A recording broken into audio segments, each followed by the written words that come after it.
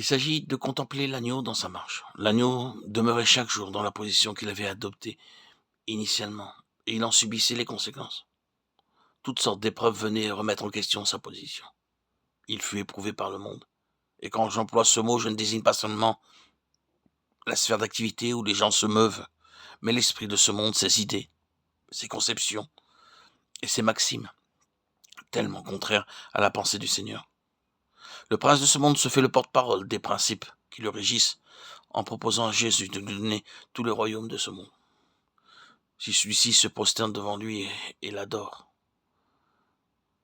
Si seulement tu voulais rabaisser un peu tes exigences et laisser tomber tes principes rigoureux et absolus, si seulement tu faisais un tout petit compromis, tu pourrais retirer tellement plus d'avantages. Ne sois pas si extrême, si absolu, si entier. Cela n'est pas dans tes intérêts. C'est ainsi que résonne le monde.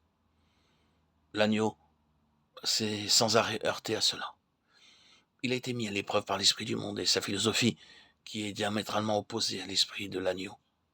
Il fut éprouvé par les puissances du mal. Bien souvent, les forces maléfiques nous agressent directement, sans se servir des hommes ou des circonstances.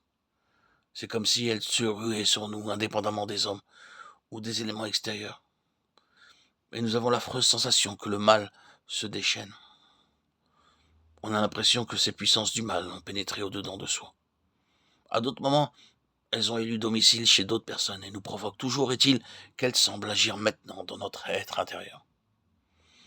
Chrétien, vois-tu comment elles œuvrent en toi? Oui, je le constate, c'est l'impression que cela me fait. Je ne parle pas ici de possession démoniaque chez les chrétiens, mais parfois il semble que ces puissances exercent leur emprise sur les parties vitales de notre être. En combattant les puissances du mal, le Sauveur a été travaillé dans son âme. Oh, si la vie intime du Seigneur Jésus nous était révélée. La Bible nous parle essentiellement de ses actes et de ses paroles, et nous ne voyons que certains épisodes de sa vie. Mais la face cachée de la vie du Seigneur a dû être terrible, avec son cortège de luttes, de conflits, de souffrances et de problèmes à surmonter. Il était venu pour cela, mais il devait maintenir quotidiennement dans sa marche son cheminement et sa progression, la position qu'il avait adoptée à l'origine. Quant à nous, nous sommes tenus de suivre constamment l'agneau, et ce, en toutes circonstances. Dieu merci, nous ne sommes pas seuls dans cette lutte. L'Esprit lui-même nous aide dans notre infirmité.